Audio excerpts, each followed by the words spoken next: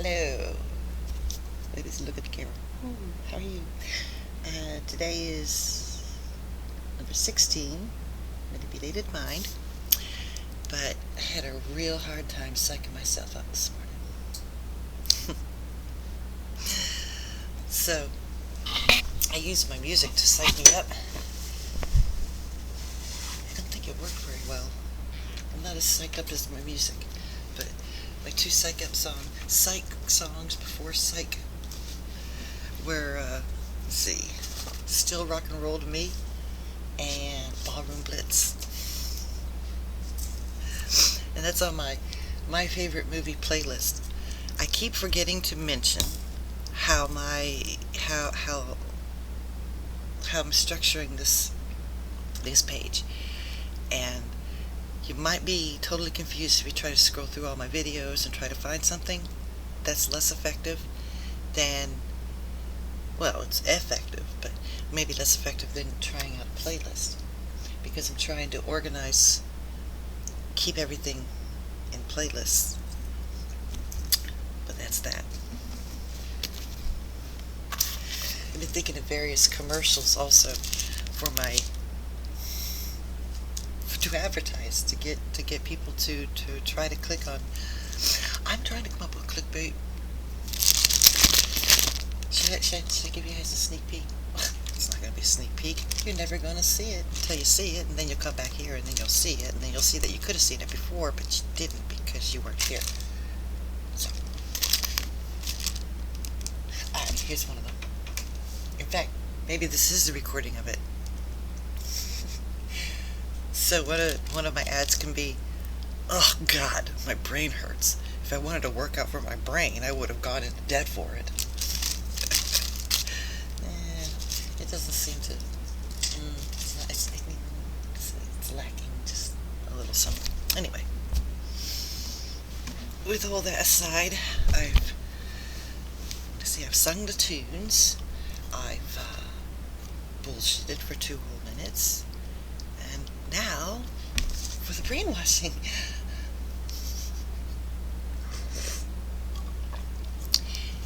Many of my viewers think that I have misconstrued that particular psychiatrist, or I have not. I do not believe I have misconstrued that particular psychiatrist. I believe that you may believe that I am misconstruing the field of psychology in its current incarnation. And you may or may not be correct in your assumptions. I do not know. That is why the comments section is open for comments. I have this great big fantasy that someday, when I have viewers and commenters, someday when my daughter says, hey, your grandma's got a YouTube channel, why don't you go check it out? Really? My dead grandmother, who's been dead for 10 years and you never mentioned her YouTube channel until now? Her? Yeah, my mommy. Then she'll come to my website and she'll find videos and find this really crazy woman. But she'll also find the comments section, wherein intelligent people have discussed amongst themselves, brought forward information and research, challenges and questions. And I can say, yeah, I'm mistaken right here. Or I can say, no, I think you got to look into that because this is what I think. You can say, look how dumb you are. Or you can say, hey, that's worth considering. Let's bring it out in conversation because we're never going to solve it, but we can look at it. Those kind of things. So that my grandchild not only gets to know me as a human being, she also gets to see others. You. Bringing forth your intelligence and exercising it. God, I'm stupid. Nobody wants to do that. Oh my God. What a dreamer I am. But you know what? I'm not going to let it stop me. I'm not going to let the ridiculousness of my fantasies for humans to be human and be interested in strange things, get me gone. It's already got me gone. Should I delete this video? Try again. No, why don't we just get to the reading? That's what they came for. You finally got them to get here, and now you're just rambling your brains off. Blech. It's morning. I don't feel like doing it. Here we go. Chapter 5. Induced anxiety. Guilt, fear, and insecurity lead to suggestibility and a need to confess. Degrading conditions in public communications served to undermine their egos. Why, asks Merleau, is there in us so great an urge to be conditioned, the urge to learn, to imitate, to conform, and to follow the pattern of family and groups? This urge to be conditioned, to submit to the communal pattern and the family pattern, must be related to man's dependency on parents and fellow men. Animals are not so dependent on one another. What the hell? Like I said, psychology in its current incarnation is probably more advanced. In the whole animal kingdom, man is one of the most helpless and naked beings. How man struggles his way to maturity is explored and explained in the now vast body of literature arising from developmental psychology and psychoanalytic thinking. It's 2 words. Too early to say.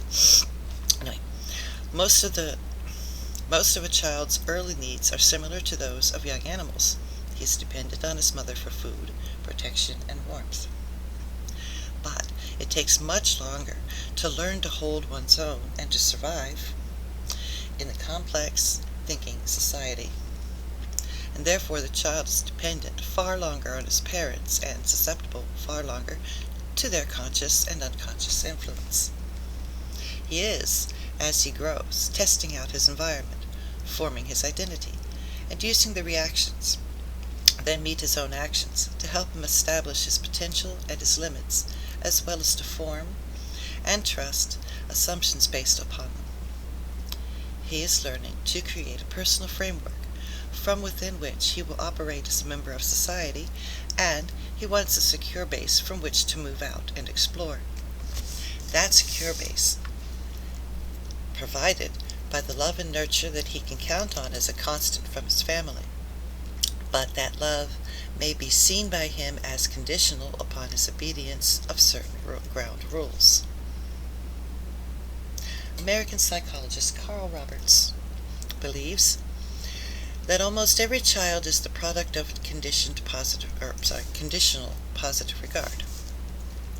He learns to behave and express himself in ways that allow him to keep the approval of his parents. If his mother is angry when he shouts too much, or pushes him away if he asks for affection, he may learn to suppress his spontaneity. Don't ever suppress your spontaneity. Gild it with wisdom and, discretion.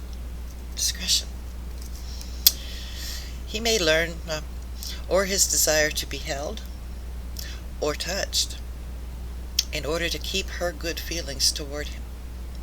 He learns to subordinate his emotional needs to meet what he sees as the requirements of approval. Like, maybe I should get some flashy lights and cutaway images and graphics. Ooh, graphics. And maybe someday I'll learn how to put a picture in a picture. I can do that. That's within my capabilities. But that's how I get you to love, right? Okay. I want to be a YouTuber someday. I want to be a real good YouTuber. I am a YouTuber in my soul. Anyway, I'm having a little lack of self-confidence today. It's because I put myself out there to a friend of mine. And I'm like, now he'll know. I'm totally crazy. Okay. Look, man, if the book gives you insecurity and depression, oh man, I just tried to kill a bug, and the bug got away, and I ended really need to delete this video. We're trying to have a serious class. Ow, I stabbed myself with a toothpick. Should I delete this video? Listen, guys. You only got 2 more minutes, so. Alright. This is not my best work. Okay, here we go. As his worldview is limited, he generalizes or assumes that what is requisite for approval at home is also requisite for approval from society at large. Okay, I don't really have a note here, but I'd like to set that out. Though his behavior is shaped by these assumptions, his emotional needs don't disappear and may influence his behavior in ways of which he is not conscious, as he no longer recognizes that those needs exist. Remember what I said the other day, probably yesterday, about like we don't really know how to face ourselves and deal with what we've got going on the inside because we've suppressed those things or rationalized that the way we do it in this house is best or the only way that we can live and be accepted. So and then we grow up and we find out, hey man, I need to get some healing done, and but you don't any longer recognize what those needs are. You know, when I asked for a divorce after 18 years of marriage, and then the 7 years before the divorce, I couldn't get any connection or feedback or decision making together. You know, it was really rough. Hey, watch the YouTube channel Jimmy on Relationships, because Jimmy on Relationships is so awesome. Okay, shout out to Jimmy on Relationships. But at any rate, so I said his emotional needs don't disappear, but they might become so fuzzy that they don't even understand what that emotional need is, which leads me to when I was talking to my husband about I need your connection, I need your emotional support, I need your, well, basically I didn't realize that I was asking him for validation. I need you to validate me. But I framed it in terms of I need to do things together, plan things together, have feedback, spend time, spend quality time. I need to communicate. And he literally sat there and said, I have no idea how to give you what you want. Now, maybe I can be grateful that the covert narc in my husband was able to say this to me because he loves me. Okay? But he doesn't know how to give love. And he couldn't admit that. I don't know how to give love. I don't even know how to receive love. So, we no longer recognize, after a while, different bits of these needs become covered over, scabbed over. Sometimes it feels like if you can just unplug one of them, the bathtub drains of so much more that has bothered us throughout our years. But anyway, because things compound, don't be afraid to pick through these knots that are your consciousness. It's education is beautiful. Knowledge is power. This was I should have called this coffee talk and not chapter 6 or part 16. People, we're not even a page and a half. Oh, I'm sorry. I'm not sorry.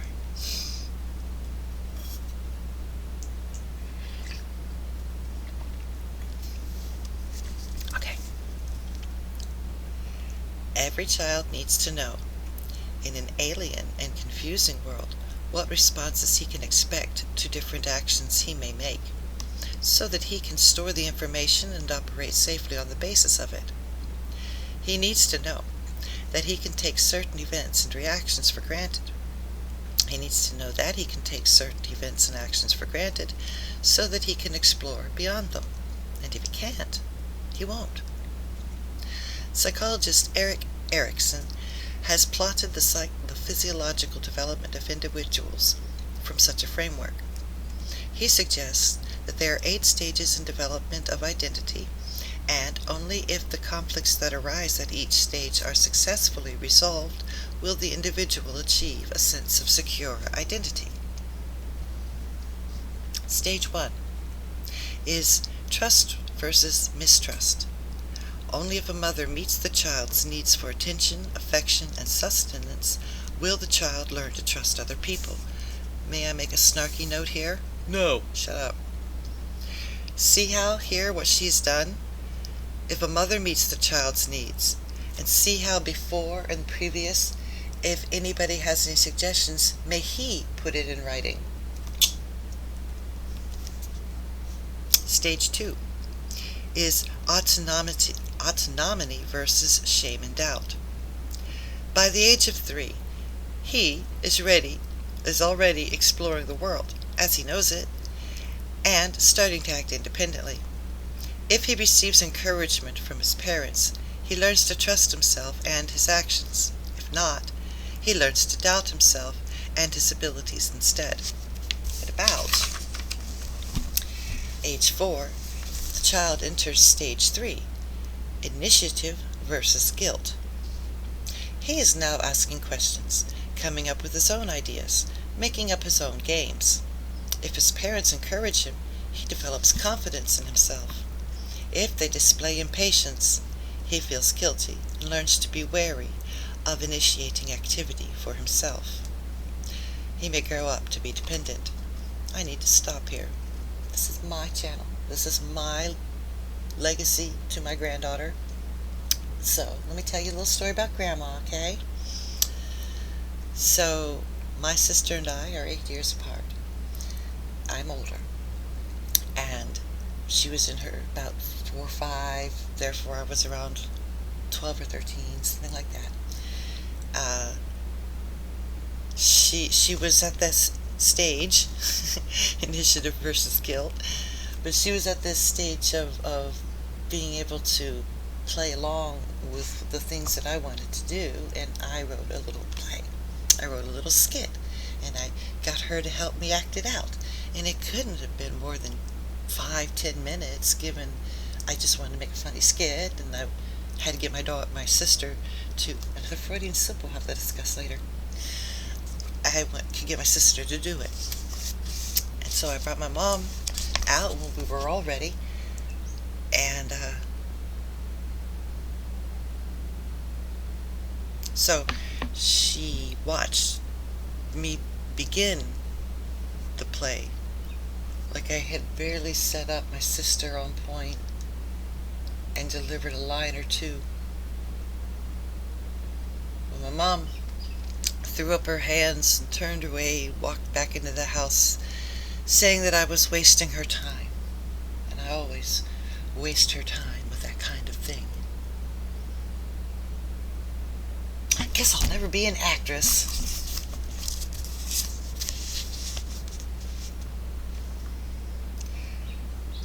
Erik's stage theory. Wait, did I pop forward too far? Ooh, I must have. He may grow up to be dependent. Stage 4, Erikson calls industry versus authority. The child, now at school, will double his efforts to learn and achieve, and if he is encouraged and praised by his teacher, The child, now at school, will double his efforts to learn and achieve if he is encouraged and praised by his teacher. But if he is always incurring disapproval, he may feel he fails to meet others' standards and learn to feel inferior instead. At 12, he enters the stage of identity versus role confusion. Now, at puberty, he finds himself changing. If his identity has been positively reinforced up until then, he can weather the traumas of adolescence.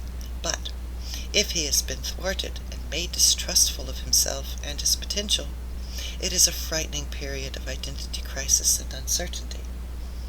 Only if he is secure in himself can he, later, allow himself to be vulnerable to other people and to form intimate relationships.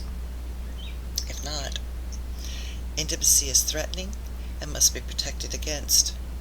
Stage 6, intimacy versus isolation.